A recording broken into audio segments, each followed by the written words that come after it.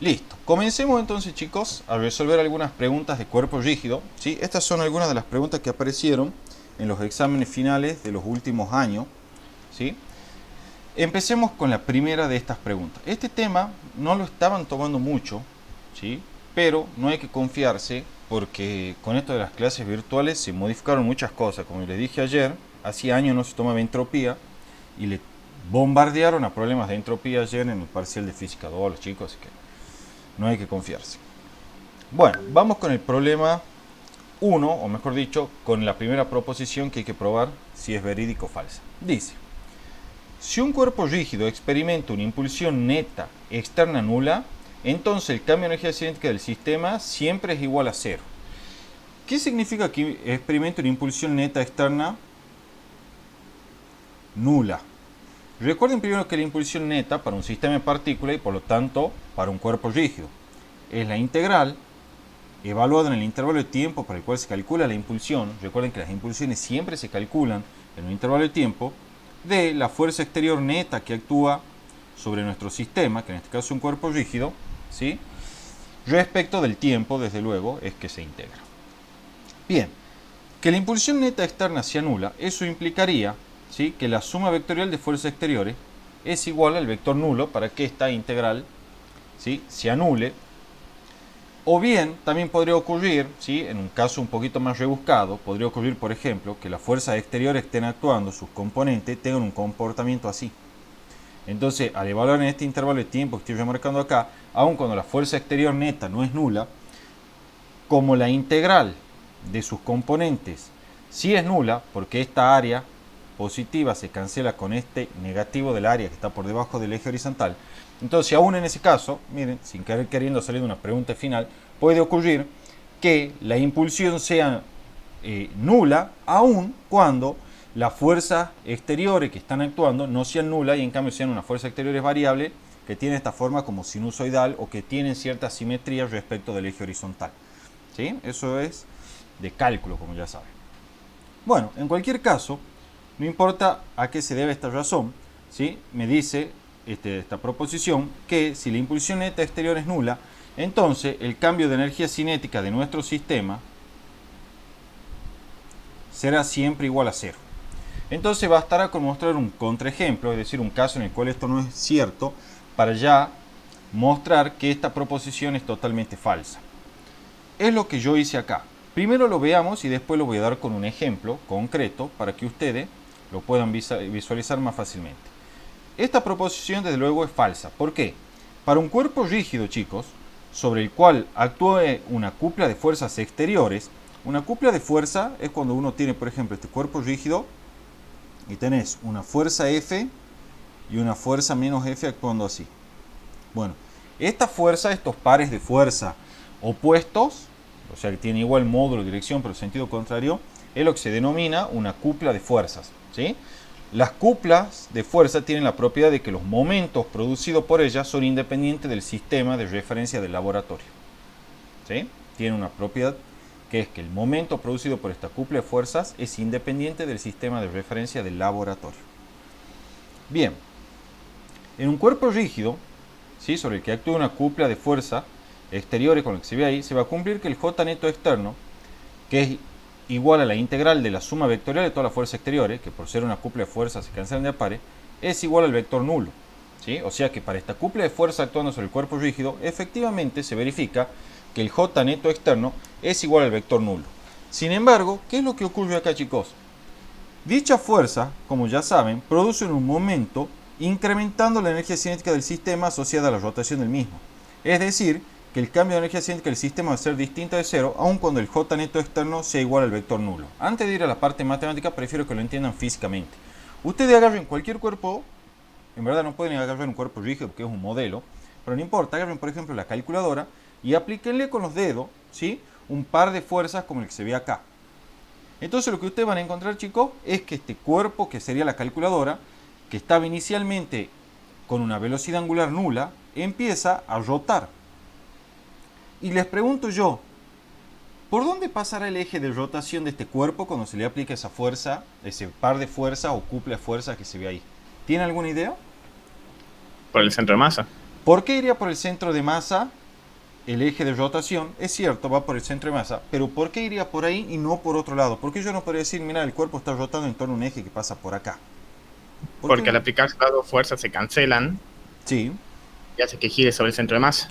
Bien, hablando un poquito con más propiedad, ¿qué significa en realidad? Al aplicar, como bien dice Tomás, las dos fuerzas exteriores esta, la suma vectorial de fuerzas exteriores va a ser el vector nulo. Eso implica que la aceleración del centro de masa es igual a cero. Y eso implica que la velocidad del centro de masa, ¿sí?, es igual a constante. En otras palabras, chicos, el centro de masa en estas condiciones, si estaba inicialmente en reposo respecto de un observador inercial, el centro de masa deberá permanecer en reposo luego que se aplique esta cupla de fuerzas exteriores. ¿Por qué? Porque la misma produce una aceleración nula del centro de masa. En cambio, si este centro de masa se moviera, quiere decir que pasaría de un estado de reposo a un estado de movimiento, lo que implica que el centro de masa está acelerado, lo cual es absurdo porque la suma de fuerza exterior es nula. Entonces, como justamente la suma vectorial de fuerza exterior es nula, la aceleración del centro de masa es nula y por lo tanto si el centro de masa estaba originalmente en reposo, debe permanecer en reposo. Eso limita a que el cuerpo no le quede otra más que rotar en torno a un eje que pasa por el centro de masa. ¿Por qué? Porque ¿qué pasaría si rotara en torno a otro eje como uno que está por acá? Entonces este centro de masa empezaría a efectuar una trayectoria también circunferencial en torno a ese eje. Y eso es absurdo, porque en el momento mismo que el centro de masa empieza a moverse, quiere decir que hay una aceleración del centro de masa que no puede estar presente porque la suma vectorial de fuerza exterior es nula. Más aún, esta trayectoria curvilínea seguida por el centro de masa, que es una trayectoria circunferencial, implicaría que el centro de masa mínimamente tiene una componente centrípeta de aceleración que apunta hacia el centro de giro. ¿Sí? Entonces, por eso es que es imposible de que cuando aplicamos una cupla de fuerza, el cuerpo rígido rote en torno a un eje que no pase por el centro de masa, porque eso implicaría que el centro de masa entonces estaría acelerado y se contradeciría la segunda ley de Newton para los sistemas de partículas. ¿Está claro eso, chicos? Sí, sí. Bien. Entonces ya sabemos que rota en torno al centro de masa. Entonces, volviendo a nuestro ejemplito, si ustedes agarran la calculadora y hacen esto de aplicar el par de fuerza o la cupla de fuerzas exteriores, para encontrar entonces que esa calculadora empieza a rotar en torno al centro de masa, adquiriendo una cierta velocidad angular distinta de cero. ¿Sí? Cuando al inicio la velocidad angular era igual a cero porque la calculadora estaba quietita, descansando sobre la mesa, respecto de ustedes que son un observador inercial. En efecto, si se incrementa la rapidez angular, ¿qué está pasando con la energía cinética del sistema, chicos? Aumenta. Exacto, se está incrementando. En este caso, se está incrementando la energía cinética rotacional, esa que es un medio del momento de inercia, en este caso respecto al centro de masa, por la velocidad angular al cuadrado. Al inicio era cero, porque la velocidad angular era cero, pero al final, pasado un cierto intervalo de tiempo, ya es distinto de cero y por lo tanto hay un incremento en la energía cinética del sistema. Bueno, es lo que está justificado acá. ¿Sí? Aquí está el J neto externo, que es igual a cero, porque está actuando un par de fuerzas exteriores. ¿Sí? Sin embargo, el momento producido por estas fuerzas respecto al centro de masa y respecto de cualquier sistema de laboratorio, porque es independiente del sistema de laboratorio, es distinto del vector nulo. Eso quiere decir que ese momento tiene asociado un trabajo, ¿sí?, que produce una modificación en la energía cinética del sistema. Por lo tanto, que el cambio de energía cinética del sistema es distinto de cero, aun cuando la impulsión neta externa es igual al vector nulo. ¿Está entendida esta justificación, chicos? Esto es, hay un juego, creo que en ese Bienvenido a Bordo que dan en Canal 13, que tienen el tornillo ese y los llevan a los participantes y tienen que empezarle a dar rosca, digamos, como un disco y hacer lo que suba y gana el que primero lo saca. Bueno, eso es lo que está ocurriendo. Cuando ellos hacen así, que ponen las manos en esa posición tan particular para hacerlo girar en torno al tornillo, están produciendo aproximadamente esta cupla de fuerza exterior. ¿Sí? En ese caso, la situación es muy similar a esta. El cuerpo este está girando, si suponemos que se mueve con velocidad constante hacia arriba, entonces podemos suponer que la impulsión neta exterior es nula porque el centro de masa no está acelerando, lo sumo se está moviendo con velocidad constante hacia arriba. Sin embargo, la energía cinética del sistema está incrementando conforme los participantes le dan rosca, digamos, al disco ese para que empiece a David, subir y lo ganen. ¿Cómo? ¿Perdón? se te trabó. Se ha trabado la... ¿Ahí se escucha bien?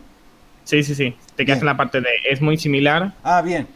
Esto es muy similar, les decía chicos, disculpen, ¿no? Esto es muy similar al juego que usan en el programa ese de Bienvenidos a Bordo, le decía yo, que dan en el canal 13 a la noche, donde los participantes tienen que sacar un disco, ¿sí? Que está sobre un eje, dándole rosca, ¿sí? Haciendo fuerzas con las palmas de la mano de esta manera. Entonces, en ese caso, lo que está ocurriendo ahí es que los participantes están aplicando algo muy similar a un par de fuerzas exteriores.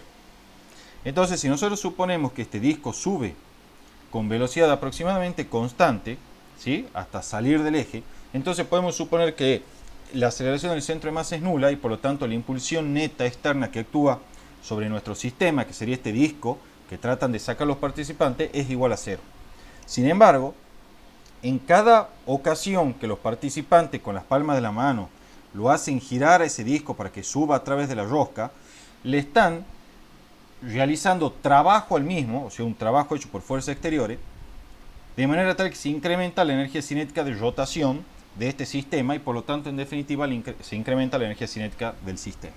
¿Sí? ¿Está claro eso? Simplemente era un ejemplito para que lo vean. Sí, sí. Bien.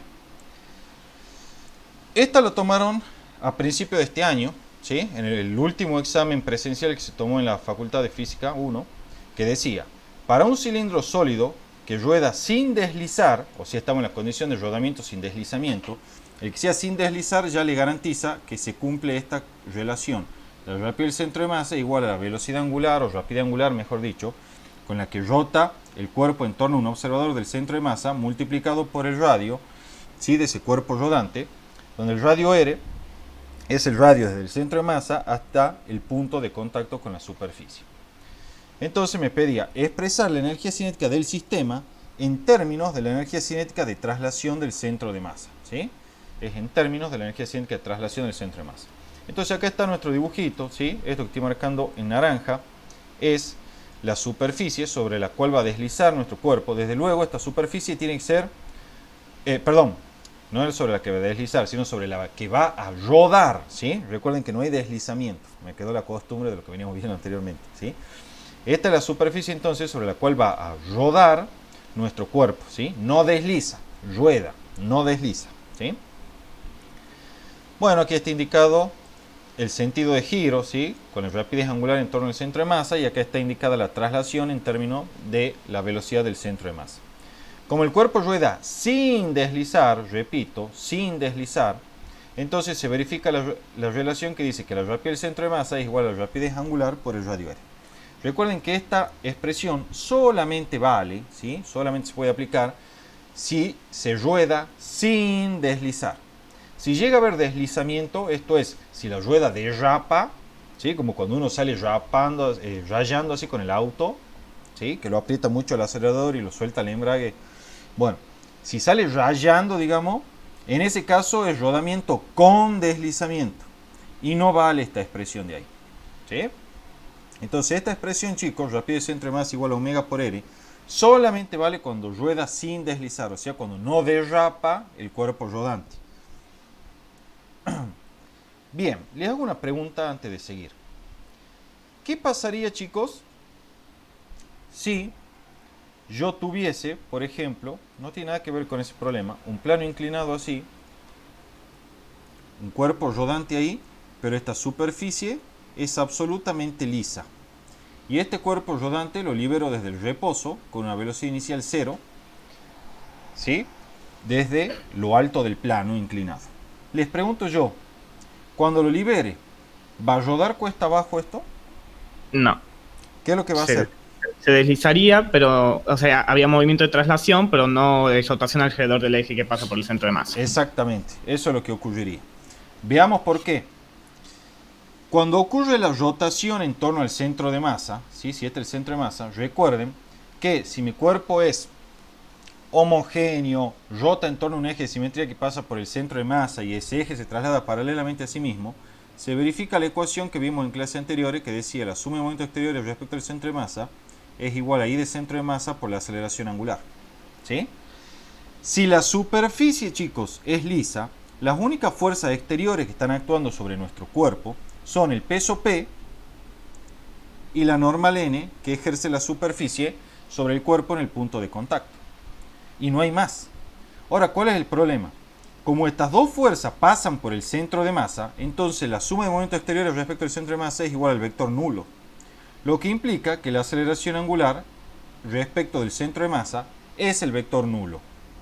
En otras palabras, si este cuerpo tenía velocidad angular 0 respecto del centro de masa, cuando lo libere, como no hay ninguna fuerza exterior que produzca momento y produzca por lo tanto una aceleración angular, entonces esta velocidad angular 0 va a permanecer constante a lo largo del movimiento. En otras palabras, este cuerpo va a deslizar pero sin rodar. ¿Sí? Va a deslizar pero sin rodar. O sea, por ejemplo, si le pone una calcomanía acá, como ese puntito ahí, ese puntito va a tener siempre la misma posición relativa en diferentes instantes, ¿sí? Cuando este cuerpo descienda por el plano, ¿sí? Pero no va a rotar en absoluto, porque no hay ningún momento exterior respecto al centro de masa que le imprima una aceleración angular al cuerpo en torno al centro de masa y que lo ponga a rodar propiamente dicho. Por eso es que siempre en el rodamiento sin deslizamiento se necesita que la superficie sea rugosa, porque si es rugosa, entonces puede aportar una fuerza de rozamiento, en este caso estática, porque no desliza el cuerpo, que produzca momento en torno al centro de masa. Miren, lo vamos a dibujar acá. ¿Sí? Que produzca momento en torno al centro de masa, ¿sí? Porque tiene este brazo de palanca que lo estoy marcando ahí. Y en esas condiciones, ahora sí, la suma de momentos exteriores será distinto del vector nulo, y por lo tanto va a haber una aceleración angular distinta del vector nulo. En otras palabras, si nuestro cuerpo tenía velocidad angular inicial 0, en otro instante va a dejar de ser 0 y va a pasar a tener algún valor en concreto porque está acelerado angularmente el cuerpo en torno al centro de masa. En esas condiciones el cuerpo se traslada y además rueda en torno o rota en torno al centro de masas. ¿Está claro eso, chicos? Sí, sí. Bien. Volvamos a nuestro problema entonces, que era nuestro problema de interés. Decía que para un cilindro sólido que rueda sin deslizar, expresemos la energía cinética del sistema en términos de la energía cinética de traslación del centro de masa. ¿Sí? Ya saben que como rodaba sin deslizar se verificaba la relación rapidez del centro de masa igual a omega por r. Para todo sistema de partículas, incluidos los cuerpos rígidos, se verifica que la energía cinética del sistema es la energía cinética interna más la energía cinética de traslación del centro de masa. En particular, para un cuerpo que rueda sin deslizar, la energía cinética interna es energía asociada a la rotación pura vista por un observador en el centro de masa. Esto es, un medio del momento de inercia respecto al centro de masa por la velocidad angular al cuadrado. ¿Sí? Porque recordemos que respecto del centro de masa, el cuerpo experimenta rotación pura conforme rueda sin deslizar. Entonces ya aquí es todo álgebra. La energía cinética del sistema será la energía cinética interna, que ya vimos que es la rotacional del cuerpo en torno al centro de masa, más la traslacional. El momento de inercia respecto al centro de masa para un cilindro es un medio de la masa por el radio al cuadrado. Lo pueden ver en la tablita que les compartí en la teoría de cuerpo rígido. A continuación hacemos la sustitución. Nosotros sabemos que esta rapidez angular, como el cuerpo rueda sin deslizar, se relaciona con la rapidez del centro de masa de la siguiente forma. ¿Sí? Entonces esa sustitución la hice aquí. Y obviamente le ve al cuadrado. Quedó rapidez centro de masa al cuadrado sobre r al cuadrado. Los radio r cuadrado se simplifica. Entonces me queda un cuarto, porque un 2 por 2 se multiplican y aparece acá como 4 en el denominador. Queda un cuarto de la masa por la rapidez del centro de masa al cuadrado más un medio de la masa por la rapidez del centro de masa al cuadrado. Al sumar esos dos términos, me quedará 3 cuartos de la masa total por la rapidez del centro de masa al cuadrado. Estos 3 cuartos es lo mismo que escribir 3 medios por 1 medio. Entonces, escribo el 3 medio acá y pongo el 1 medio también a continuación. Pero todo esto que está aquí encerrado es la energía cinética traslacional. Entonces vemos que la energía cinética del sistema para el caso de un cilindro que rueda sin deslizar es 3 medios de la energía cinética traslacional. ¿Sí? Traslacional desde luego del centro de masa. Bueno, eso lo pidieron en los finales. ¿Está claro hasta ahí? Sí, sí, sí. Bien.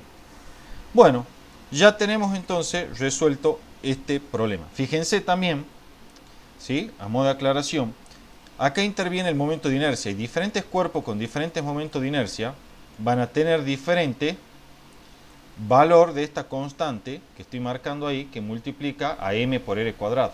Por ejemplo, para una esfera es 2/5, para el cilindro, como en este caso, es 1/2, ¿sí? Para diferentes cuerpos rodantes, para un anillo, por ejemplo, es 1, ¿sí? O sea, dependiendo del cuerpo rodante, ese factor va a cambiar. Como ese factor va a cambiar, entonces diferentes cuerpos rodantes van a tener una diferente proporción que relaciona la energía cinética traslacional con la energía cinética del sistema. Entonces, ojo, porque este factor de acá, que aparece el 3/2, es exclusivo del cilindro. Otros cuerpos rodantes van a tener otro factor diferente, ¿sí? Quiero aclararlo a eso. Bueno, otra pregunta también que hicieron, esta era demasiado sencilla, en verdad aparecía en un multiple choice, no creo que aparezca en 5 preguntas. Decía, la expresión suma vectorial de fuerza exterior igual al producto de la masa por la aceleración del centro de masa solo vale para cuerpos rígidos y no para cuerpos deformables. Bueno, eso ya saben que es totalmente falso, porque esta expresión vale para todo sistema de partículas. No importa si ese sistema es deformable o es un sistema rígido.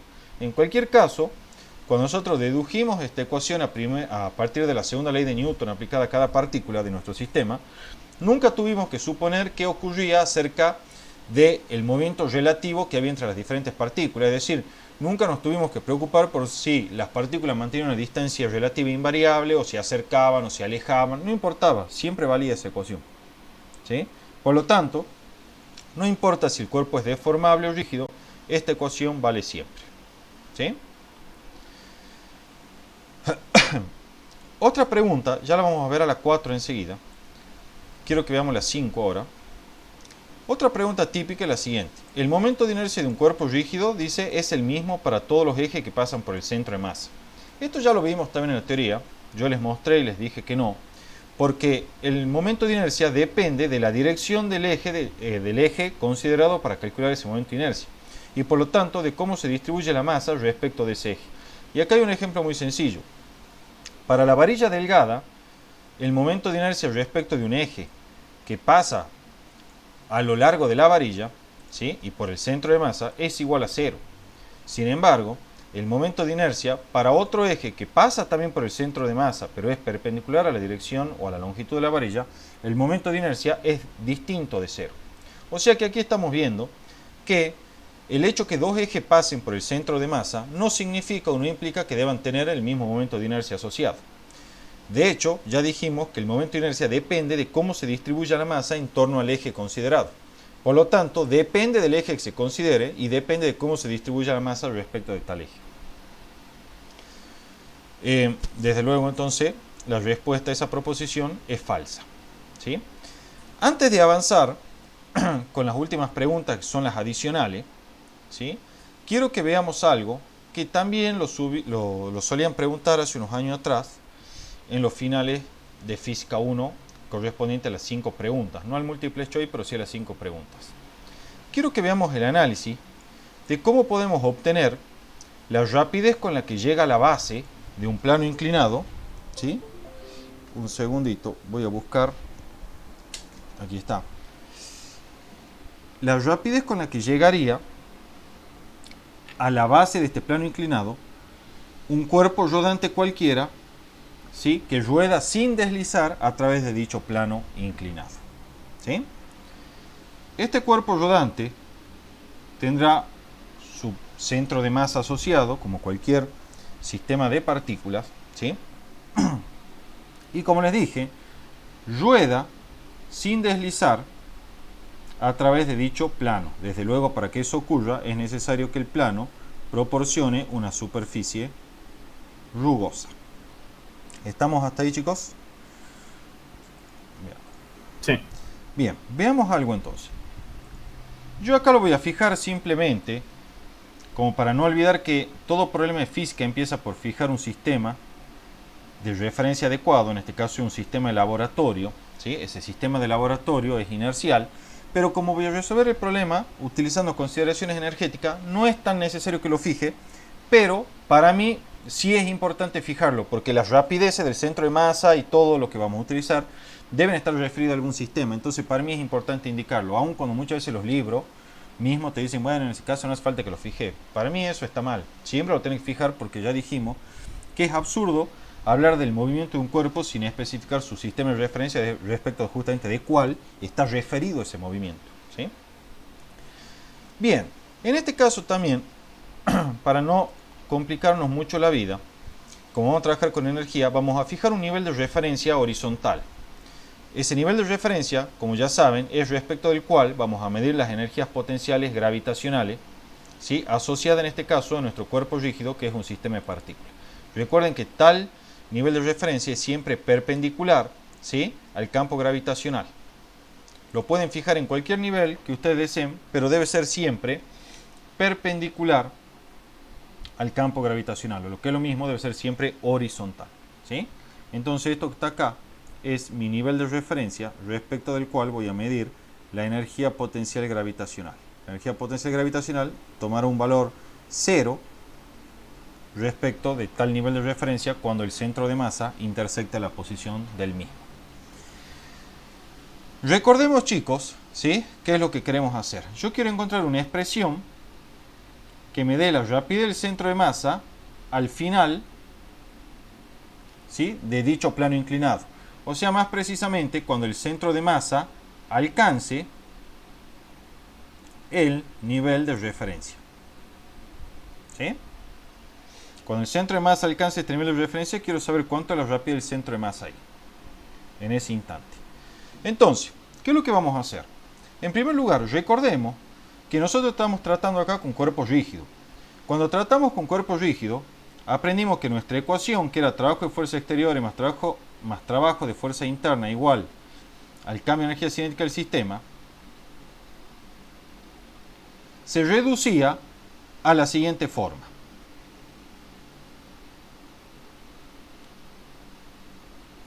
¿Por qué se reducía a esta forma y desaparecía el trabajo hecho por fuerzas internas? Bueno, desde un punto de vista matemático es evidente, será porque el trabajo de fuerza interna es 0. Pero ¿por qué el trabajo de fuerza interna era 0 en un cuerpo rígido? Porque si ustedes recuerdan, en nuestro modelo, el cuerpo rígido, ¿sí?, es tal que las partículas que lo constituyen no tienden a alejarse ni a acercarse mutuamente entre sí, es decir, la distancia relativa entre ellas permanecía inalterada ante la acción de fuerzas y momentos exteriores. Como el trabajo de fuerzas internas estaba asociado al negativo del cambio de la energía potencial interna, y esta energía potencial interna dependía exclusivamente de la distancia relativa que había entre las partículas, bueno, entonces como dicha distancia relativa no se modifica nunca, entonces la energía potencial interna no se puede modificar nunca y el trabajo de fuerza interna será 0. ¿Sí?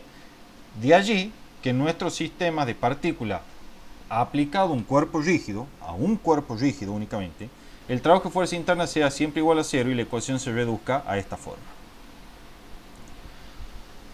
También es importante recordar que en un sistema de partículas, y más puntualmente en un cuerpo rígido, la energía cinética del sistema tenía dos componentes. Una componente asociada a la traslación del centro de masa respecto al laboratorio y otra componente asociada a la rotación del cuerpo en torno a un observador anclado en el centro de masas.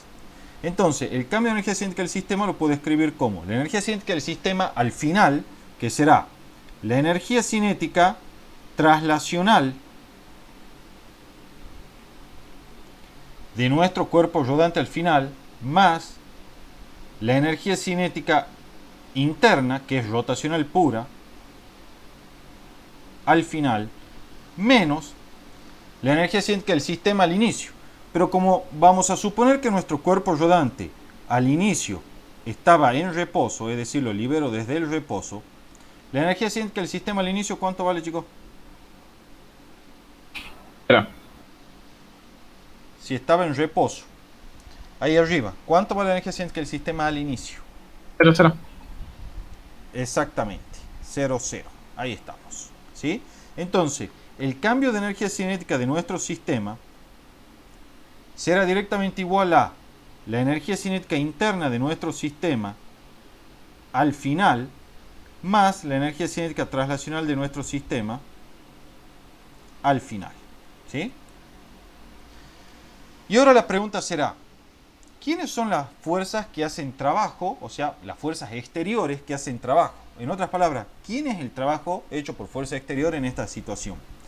Para ello hay que poner de manifiesto las fuerzas que actúan en nuestro cuerpo. Hagamos un diagrama de cuerpo libre. Ya sabemos que actúa el peso, producto de la interacción del cuerpo con la Tierra. El peso en un cuerpo rígido, chicos, se considera actuando por el centro de masa en la medida que el campo gravitacional no cambia apreciablemente a lo largo de la extensión de este cuerpo rígido. ¿Sí? Ahora bien, también actúa la fuerza normal, estrictamente actúa acá en el punto de contacto, ¿sí? Debido a la interacción entre el cuerpo rígido rodante y la superficie. Y actúa otra fuerza más. Esa fuerza es la fuerza de rozamiento. Como estamos en una situación en la cual el cuerpo no desliza, o sea, rueda sin deslizar, entonces, ¿qué fuerza de roce será esta? ¿La estática o la dinámica? Dinámica. Estática, estática. Estática, ¿sí? Porque recuerden que para que aparezca dinámica tenía que haber un movimiento de frotamiento entre la superficie del cuerpo rodante y la superficie rugosa. Y eso no hay porque nuestro cuerpo no desliza, simplemente rueda sin deslizar. Entonces, como no hay un movimiento relativo entre la superficie, solo aparece la fuerza de roce estática. ¿Sí? Ahora bien, entonces ya tenemos identificada la fuerza peso, la fuerza normal y la fuerza de roce estática. Todas ellas son fuerzas exteriores, porque son ejercidas por elementos ajenos a nuestro cuerpo rígido. Entonces yo quiero saber cómo será el trabajo hecho por tales fuerzas exteriores. El trabajo hecho por tales fuerzas exteriores será entonces el trabajo hecho por la fuerza de roce estática, el trabajo hecho por la fuerza normal y el trabajo hecho por la fuerza peso. Pero acá viene lo interesante. El punto de contacto sobre el cual actúa la fuerza de roce estática y la fuerza normal no desliza. ¿Sí? No desliza. Esa es la hipótesis nuestra. Si ese punto no desliza, quiere decir que el punto de aplicación de la fuerza de roce estática, como así también el punto de aplicación de la fuerza normal, no experimentan ningún desplazamiento. ¿Sí? No experimentan ningún desplazamiento. Y si no experimentan ningún desplazamiento, entonces ¿cuánto es el trabajo hecho por ella? Cero. Cero. Entonces el trabajo de fuerza de roce estática y el trabajo hecho por la normal es cero. Y entonces el trabajo de fuerzas exteriores para este problema se reduce simplemente a calcular el trabajo hecho por la fuerza peso. Entonces ahora vengamos a nuestra ecuación aquí y decimos, listo, ya sabemos que el trabajo hecho por la fuerza peso es igual, para no escribir tanto, a todo esto que está acá, que lo voy a llamar estrellita. ¿Sí? Pero ahora queda un último paso. El peso, ¿qué tipo de fuerza es? Conservativa. Conservativa. Entonces yo sé que en este caso el trabajo hecho por el peso y por ser una fuerza exterior conservativa es igual al negativo del cambio de la energía potencial externa, ¿sí? Y será igual a estrellita o asterisco.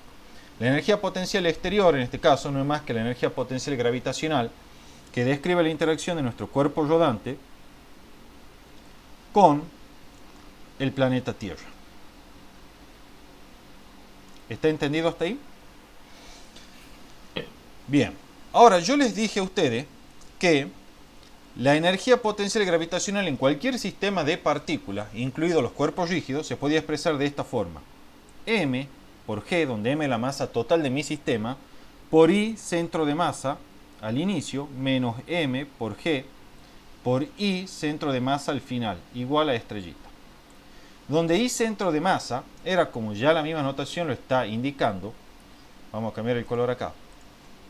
I de centro de masa es la altura que existe desde el centro de masa al nivel de referencia elegido, que está aquí indicado en naranja. Entonces, ese segmento verde que trace ahí es el I del centro de masa al inicio. ¿Sí? Y como yo quiero terminar mi análisis cuando el centro de masa pase por la posición del nivel de referencia, entonces el I del centro de masa al final, ¿cuánto vale, chicos? Cero. ¿Está claro eso? Bien, entonces ya sabemos que este I de centro de masa al final es cero. Y entonces esta ecuación me quedará M por G por I de centro de masa al inicio igual a, y ahora sí vamos a escribir, la energía cinética del sistema al final, que es un medio del momento de inercia respecto al centro de masa por la velocidad angular final al cuadrado más un medio de la masa por la rapidez del centro de masa al cuadrado. ¿Estamos, chicos? Sí. Esta es la ecuación posta que me va a permitir determinar la rapidez del centro de masa. Yo no lo voy a hacer a todo, simplemente se lo dejo como ejercicio, pero lo voy a subir ahora al Classroom, al análisis completo de este problema físico que estoy haciendo, ¿sí? Pero les comento, como el cuerpo rueda sin deslizar, la rapidez del centro de masa es igual al omega por r. En particular, la rapidez del centro de masa al final es igual a la velocidad angular final por r. Entonces pueden hacer esta sustitución acá, despejando la velocidad angular final como rapidez del centro de masa al final sobre r, sustituyen esto ahí. Entonces con eso consiguen expresar todo en términos únicamente de la rapidez del centro de masa. Más aún, el momento de inercia respecto al centro de masa de cualquier cuerpo rodante, si ustedes van a la tabla de momentos de inercia, van a ver que se puede expresar en términos general como c por m por r cuadrado, donde c es una constante que depende, ¿sí? Que depende de la geometría del cuerpo. O sea, depende de si es un cilindro, si es una esfera, si es un anillo, ¿sí? Etcétera. Por ejemplo, para el cilindro, el C es igual a 1/2. Para la esfera, el C es 2/5. Para el anillo, el C es 1. ¿Sí? Por dar algunos ejemplos. O sea, depende el C de la geometría. Diferentes geometrías para el cuerpo rodante tienen diferentes valores de C. Entonces vienen y hacen esa sustitución también ahí. Cuando ustedes despejen de acá la rapidez del centro de masa al final, van a encontrar una expresión, chicos, de la siguiente forma. La voy a anotar ahora a continuación para que la vean. Déjenme que acomode ahí. Será 2 veces G por el I del centro de masa al inicio sobre 1 más C raíz cuadrada de esto. Esto les está mostrando que la rapidez con la que llega el cuerpo, con la que se traslada el cuerpo rodante en la base de nuestro plano, es independiente de la masa m del cuerpo. Es independiente del radio r del cuerpo y solamente depende de la altura respecto de la cual se lo libera, del campo gravitacional G en el cual está sometido y de la geometría del cuerpo, porque la constante C depende de la geometría del cuerpo. Entonces, por ejemplo, dos cilindros de diferentes radios y diferentes masas llegan con la misma rapidez de centro de masa al final del plano. Siempre que se los libere de la misma altura, desde luego. ¿Por qué? Porque van a tener el mismo C, que es lo único que importa, y además obviamente la misma altura inicial de la cual se lo libera. El hecho que las masas y los radios sean diferentes no me afecta en absoluto porque no depende la rapidez del centro de masa ni de la masa ni del radio. ¿Está entendido hasta acá, chicos? Sí, sí. Bien. Eso por un lado. En el final les suelen preguntar qué cuerpo gana la carrera si lo liberas vos a todo junto desde la misma altura y del centro de masa. ¿Qué cuerpo gana la carrera? Desde luego lo va a ganar aquel para el cual la rapidez del centro de masa al final sea máxima. Para que esa rapidez del centro de masa al final sea máxima, debo buscar que este denominador sea lo más pequeño posible. Para que este denominador sea lo más pequeño posible, debo buscar que C sea mínimo. Entonces, si ustedes van a ir a la tabla de momento de inercia, bueno, en verdad se la van a acordar, ¿sí? Y en base a esos valores que tiene C, van a buscar el cuerpo rodante que tenga el C o la constante más pequeña. Bueno, el que tiene la constante más pequeña, el que llega con máxima rapidez al fondo del plano y es el que gana la carrera. ¿Sí? Obviamente en la medida que todos se liberen desde la misma altura del centro de masa. ¿Está entendido eso, chicos? Sí, sí. Bien. Ya tenemos entonces descrito nuestro primer problema de rototraslación completito. Yo voy a subir un apunte ahora, cuando nos desconectemos, donde vamos a ver, o donde voy a dejar este problema mucho más desarrollado y con todos los detalles de la sustitución y todo lo que hice, e incluso hago un análisis de la cinemática y todo por si lo quieren ver. No creo que le tomen eso mañana, muy difícil tomar eso en forma virtual, ¿sí? Pero por lo menos le va a sentar algunos conceptos. Bueno, otra cosa que me quedó pendiente, la famosa polea real, ¿sí? La polea real, Tomás, que vos me habías consultado, es la siguiente. Supongamos que tenemos un plano, como el que se ve acá, y tenemos una polea real. Si ustedes recuerdan, la polea ideal era aquella polea que tenía masa despreciable y que no presentaba fricción con el eje. Bueno, en el caso de la polea real, lo que cambia, chicos, es que ahora la masa es distinta de cero. O sea, es apreciable, o se dice que es una polea masiva. ¿Sí? Supongamos que esta polea es tal que sobre ella pasa una cuerda, que esta sí va a ser una cuerda ideal. ¿Sí? Una cuerda ideal quiere decir que es de masa despreciable e inextensible. De manera tal que en el extremo, en los otros extremos, digamos, de estas cuerdas, hay una serie de cajas, ¿sí? Como la que estoy dibujando acá, que se van a desplazar conforme las cuerdas tiren de ellas. ¿Sí? Vamos a hacerla esta más chatita. Quiero que analicemos varias cuestiones acá. En primer lugar, ¿cómo es el diagrama de cuerpo libre para nuestra polea real? Nosotros la hipótesis que vamos a barajar aquí es que la cuerda ideal, esta en verde, no desliza o no resbala en el borde de la polea. ¿Sí? No desliza o no resbala en el borde de la polea. En ese contexto, las fuerzas exteriores que están actuando son esta tensión, debido a la cuerda de color verde horizontal, y además esta tensión, disculpen, lo voy a dibujar un poquito mejor esto, ¿sí? Esta tensión, debido a la cuerda de color verde vertical. Esas son las tensiones, llamémosles si quieren, T sub 2 y T sub 1, que actúan sobre tal polea. El eje de la polea va a ser coincidente con su centro de masa. O sea, va a pasar a través del centro de masa. Fíjense algo. Voy a aplicar la segunda ley de Newton de las rotaciones, mejor dicho, el análogo rotacional de la segunda ley, para esta polea. Esto es, la suma de momentos exteriores respecto al centro de masa es igual a el momento de inercia respecto al centro de masa por la aceleración angular. De la polea, desde luego. Fíjense además que este centro de masa está estacionario respecto del observador de laboratorio, sistema de laboratorio, que podría estar anclado tranquilamente acá en esta superficie. ¿Sí?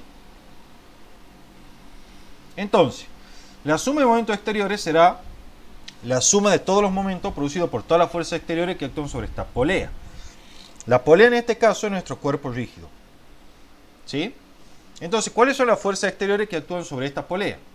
Ya tenemos dos. Una es la tensión T1 y otra es la tensión T2. Hay una tercera fuerza, que es obviamente el peso de la polea. Y habrá una cuarta fuerza, chicos, que es la fuerza que ejerce el eje sobre la polea. ¿Sí? Entonces, esta será el peso de la polea y esta será la fuerza que ejerce el eje sobre la polea. Fíjense que la fuerza que ejerce el eje no es vertical, como ustedes podrían pensar. ¿Por qué no es vertical, chicos? ¿A alguien se le ocurre una idea? No. ¿No? Bueno. No. Tiene que ver con lo que yo dije recién. Yo les dije que este centro de masa está estacionario respecto de este observador S, que es inercial. Que esté estacionario implica que su velocidad del centro de masa es constantemente igual a cero y por lo tanto la aceleración del centro de masa es igual a cero y por lo tanto la suma de fuerzas exteriores es igual a ¿cuánto? A cero. Entonces, ¿por qué la fuerza del eje yo sé que no es vertical? Porque la fuerza del eje indefectiblemente es la que va a tener que proporcionar la componente horizontal que cancele a esta fuerza exterior T1. ¿Sí? Y la componente vertical de la fuerza del eje va a cancelar estas dos componentes, estas dos fuerzas exteriores verticales hacia abajo. De manera tal que la suma de fuerzas exteriores sea cero. ¿Estamos? ¿Lo ven a eso? Sí, sí, sí. Bien. Muchas veces, si ustedes quieren saber cómo es la dirección de la fuerza del eje, chicos, lo que pueden hacer es agarren y formen un triángulo, sino un polígono de fuerza con todas las fuerzas exteriores que conocen. Por ejemplo, vienen y dicen, bueno, la tensión T es horizontal, ¿sí? Súmenle la tensión T2, ¿sí? O sea, vamos haciendo la suma vectorial de todas las fuerzas exteriores, T2. Le suman el peso P, ¿sí? Listo. Entonces yo sé que la resultante de todas esas fuerzas exteriores es esta así. Entonces ahora, si yo quiero que la suma de fuerzas exteriores sea cero, tengo que sumar una fuerza exterior más, que es justamente la fuerza prevista por el eje, o provista, mejor dicho, por el eje, que es opuesta a esa resultante, como está ahí, en verde. Entonces ahí, esta fuerza, o suma vectorial de todas estas fuerzas exteriores, se cancelan con esta de acá. ¿Sí? Es un método gráfico, digamos, para darse cuenta cuál es la dirección y sentido de la fuerza del eje si no lo ven ahí en primera instancia. ¿Entienden eso, no? ¿O quieren que lo explique de nuevo? No, sí, se entiende. Bueno. Bien. Ya tenemos entonces nuestra ecuación. Hagamos la suma en momento exterior entonces en forma explícita. Fíjense que el brazo de palanca para perdón, no para todas, sino para las dos tensiones, es el mismo y es el radio R de la polea. ¿Sí? Bueno, por otro lado, fíjense que el peso y la fuerza hecha por el eje no producen momento en torno al centro de masa porque el brazo de palanca es nulo para ellas. ¿Sí? Entonces la suma de momentos exteriores se va a reducir solamente a la suma de momentos producidos por la tensión T1 y T2. Entonces esto será si quieren lo llamemos así, R1 y este que sea el vector de posición R2. Entonces será el R1 vectorial T1 más el R2 vectorial T2, ¿sí? Igual al momento de inercia respecto al centro de masa por la aceleración angular. ¿Sí? Quedaría eso así. Trabajando en componente, chicos, ¿sí? Y utilizando las reglas de la mano derecha, van a encontrar que esta tensión T1 tiende a producir un momento positivo, ¿sí? Si nosotros elegimos un sistema con las direcciones usuales para ejes anclado en el centro de masa. En este caso el eje Z estaría saliendo de la pantalla, si este es el eje X y este es el eje Y. ¿Sí? Estaría saliendo de la pantalla. Entonces, ¿qué es lo que vamos a tener acá? Va a ser R por T1 versor K es el momento R1 vectorial T1. Mientras que el momento producido por T2 será, como va en la dirección negativa del eje Z, será menos R por T2 versor K. ¿Sí? Regla de la mano derecha, tal y como vimos. Igual ahí del centro de masa, vector aceleración angular. Trabajando directamente en componentes, esto es sacando los versores, van a tener que R por T1 menos T2 es igual al I del centro de masa por la aceleración angular en Z, que es la componente de esa aceleración angular y que es la única que hay en este caso. Fíjense lo que vamos a deducir a partir de estas ecuaciones, que es la que nos interesa a nosotros. Si la polea fuese ideal, ¿sí? Si la polea fuese ideal, ¿cuánto vale la masa de la polea? Cero, porque es la característica de las poleas ideales. ¿Sí? Y si la masa de la polea ideal es cero, ¿cuánto vale el momento de inercia respecto al centro de masa, chicos? Cero. Cero. ¿Sí? Porque recuerden que el momento de inercia es de la forma respecto al centro de masa C por M por R cuadrado. Si esta masa es cero, el momento de inercia es cero. Entonces, para una polea ideal, se verifica que esto es igual a cero, todo este segundo miembro es igual a cero, y la única forma en la cual se verifica esto es que este paréntesis sea igual a cero, porque el radio de la polea ya sabemos que es distinto de cero. ¿Estamos hasta ahí? Sí. Entonces, ¿qué implica esto? Que el T1 menos el T2 sea igual a 0, significa que T1 en módulo es igual a T2 en módulo.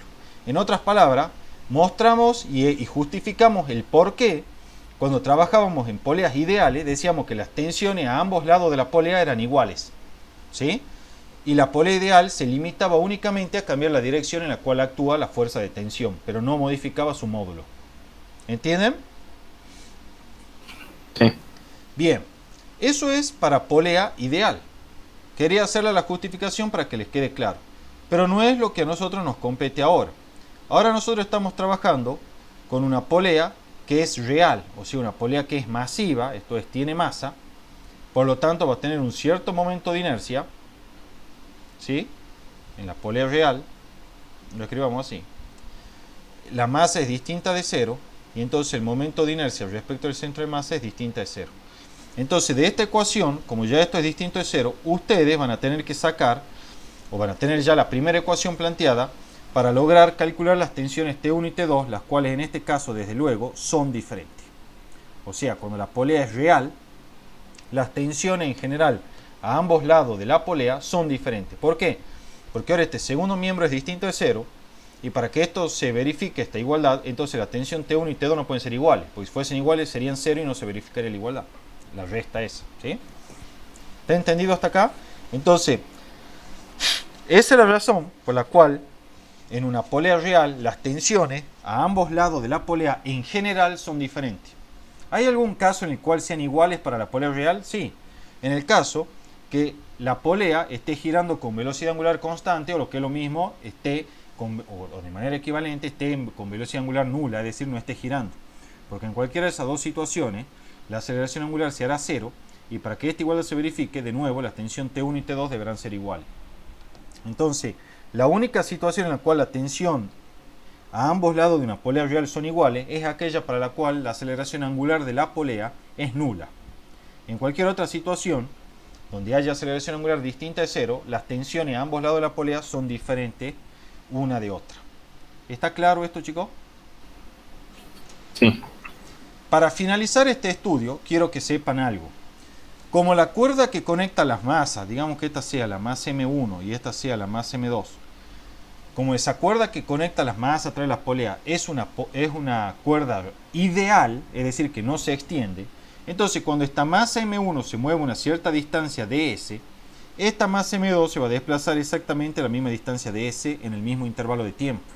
En otras palabras, una propiedad que tiene estos sistemas es que la rapidez de la masa 1 es igual a la rapidez de la masa 2 en todo instante de tiempo si la cuerda es ideal. ¿Sí? Otro factor importante es que como las rapideces coinciden en todo instante de tiempo, y bueno, no quedará otra, entonces el módulo de la aceleración de la masa 1 coincidirá con el módulo de la aceleración de la masa 2 en todo instante de tiempo.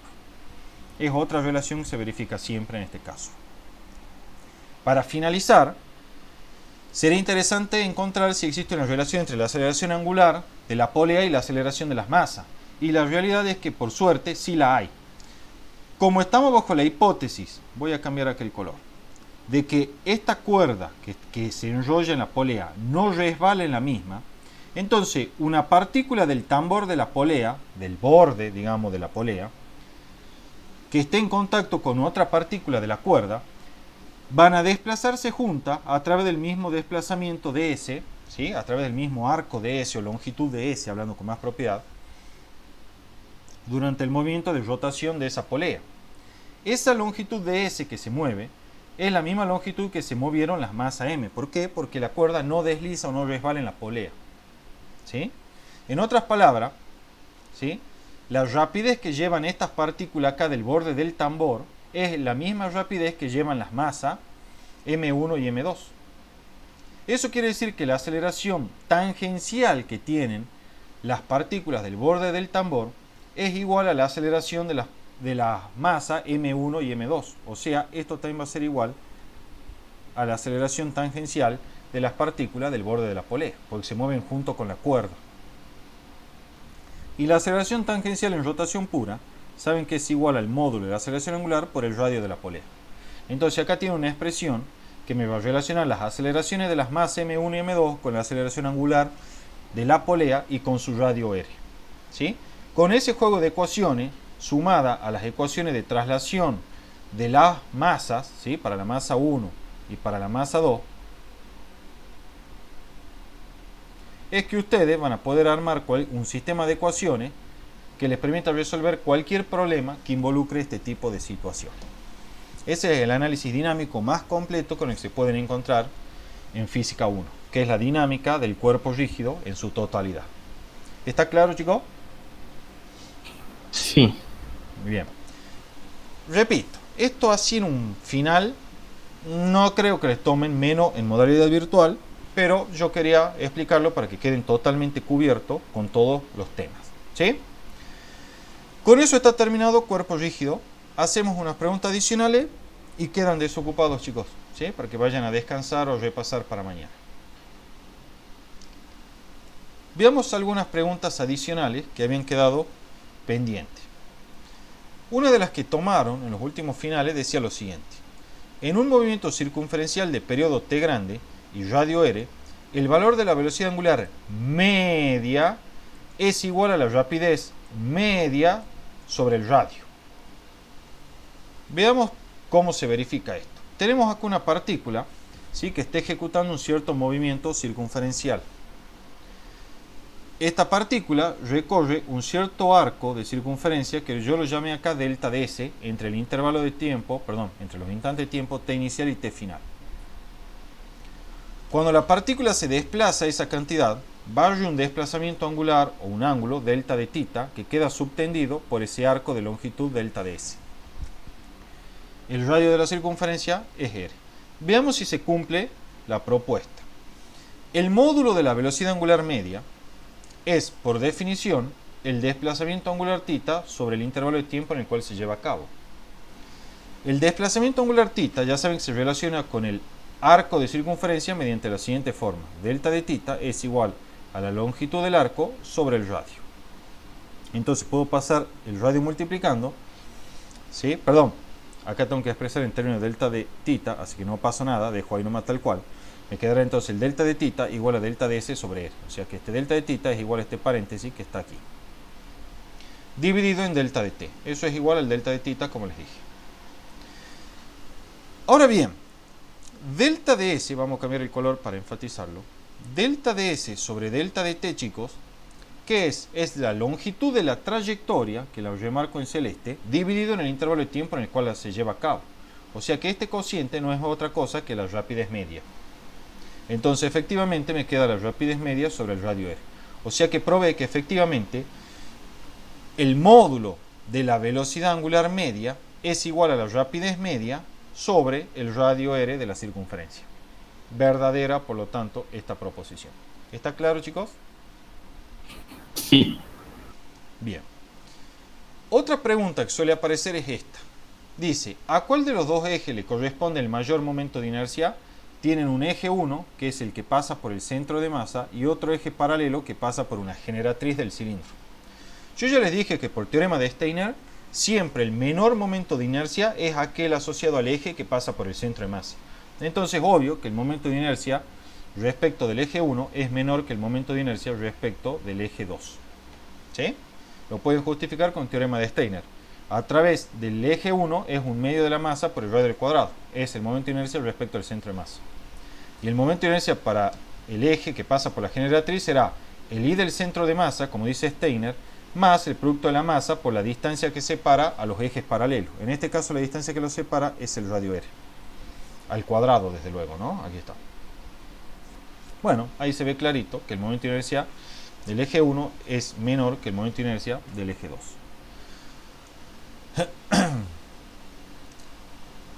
La última pregunta que me pareció interesante, no sé si esta la tomaron en un final o no. La verdad no sé, porque esta me la llevó uno de los chicos, un grupo de chicos el año pasado, al final del año pasado, y me preguntaban qué pasaba en esta situación. Me decían, creo que la habían sacado de un libro o algo así. Decía, ¿cómo haría para escapar de una pista de hielo si el coeficiente de roce dinámico es nulo y no tiene manera de que lo empujen hacia afuera? Es del Sears. ¿Es del Sears, eh? Sí, creo haberla visto en el Sears. Perfecto, bien ahí. Entonces, una solución, desde luego un poco cara, he puesto yo entre paréntesis, sería la siguiente. Ustedes están acá parados en la pista de hielo con coeficiente de roce dinámico nulo. Entonces, por las dudas, claro, no pueden escapar caminando, porque al ser una superficie lisa, ustedes saben que caminan gracias a la fuerza de roce estática. Pero como la superficie es lisa, no puede ejercer ninguna fuerza de roce, y por lo tanto ustedes van a patinar en el lugar, ¿sí? Entonces están ahí, varados en el medio de la pista de hielo. Pero como todo el mundo hoy en día lleva siempre un celular en el bolsillo, podés agarrar ese celular, ¿sí?, y lanzarlo con una cierta velocidad, que es la U del celular, ¿sí? Entonces, en virtud del principio de conservación del momento lineal, ustedes tienen que alcanzar una cierta velocidad de retroceso U que los aleje hacia el extremo, que los aleje del centro de la pista de hielo y los acerque hacia las afueras de esta pista para que finalmente puedan escapar. ¿Sí? ¿Cómo se justifica esto? Si yo considero como mi sistema al celular y a la persona, entonces al inicio, respecto de un observador inercial de referencia, la velocidad de la persona y del celular son ambas nulas. Al final, cuando yo lanzo el celular con una cierta velocidad U del celular que está aquí indicada, ¿sí?, vamos a tener que el P del sistema se va a conservar tanto al inicio como al final. En efecto, la suma de fuerzas exteriores es nula. ¿Por qué? Porque las fuerzas exteriores están actuando sobre el peso y la normal que se cancelan de a pares y por lo tanto el P del sistema permanece constante. Entonces, el P del sistema al inicio es igual al P del sistema al final. Al inicio el P del sistema es el vector nulo, porque tanto la velocidad de la persona como la del celular eran cero, estaba en mi bolsillo. Ese P del sistema al inicio debe ser igual al P del sistema al final por conservación del momentum lineal. Esto es, la masa mía multiplicada por la velocidad de retroceso que adquiero, más la masa del celular multiplicada por la velocidad con la cual lanzo el celular. Al despejar de acá y aplicar módulos miembro a miembro, encuentro esta relación así. Pero primero veamos qué es lo que ocurre con la relación vectorial. Me aparece este signo menos. ¿Qué significa este signo menos? Significa que yo salgo disparado, entre comillas, en dirección, mejor dicho, en sentido opuesto a la cual lanzo el celular. Por eso se llama velocidad de retroceso. Este efecto ustedes lo pueden haber visto si alguien alguna vez dispara un arma o vio a alguien que dispara un arma, ¿sí? Sobre todo vos, Tomás, que te gustan los videojuegos, cuando jugás, ¿qué hace la mano? Se va para atrás, ¿sí? En sentido opuesto a la velocidad con la que sale disparada la bala. Eso está basado en la conservación del momentum lineal. Y esa velocidad es la de retroceso, ¿sí? Que adquiere la mano. Bueno, al aplicar módulos, como les he dicho, me queda esta expresión de aquí abajo. Esta expresión de abajo me muestra que la rapidez de retroceso con la que voy a salir despedido yo una vez que lance el celular va a ser proporcional a la rapidez del celular. O sea, mientras mayor sea la rapidez con la que lo lance el celular, mayor va a ser mi rapidez con la que voy a salir disparado en retroceso. Es proporcional también a la masa del celular. Por eso cuando uno ve Los Simpsons y el señor Burns está en el capítulo ese de la nieve y dispara la escopeta hacia arriba, como él tiene una masa, como quieren hacer, parece que es flaco, se termina hundiendo en la nieve. Y es inversamente proporcional, desde luego, a la masa de la persona. O sea, mientras mayor sea la masa de la persona y para una rapidez de lanzamiento del celular dada y una masa del celular dada, menor, ¿sí? Va a ser la rapidez de retroceso con la cual vos vas a escapar de la pista de hielo. ¿Está claro, chicos? Sí. Bueno, con eso entonces, chicos, queda terminada la clase de hoy referente a cuerpo rígido. Voy a dejar de grabar para que no se haga tan pesado el video y me hacen cualquier consulta que quede pendiente.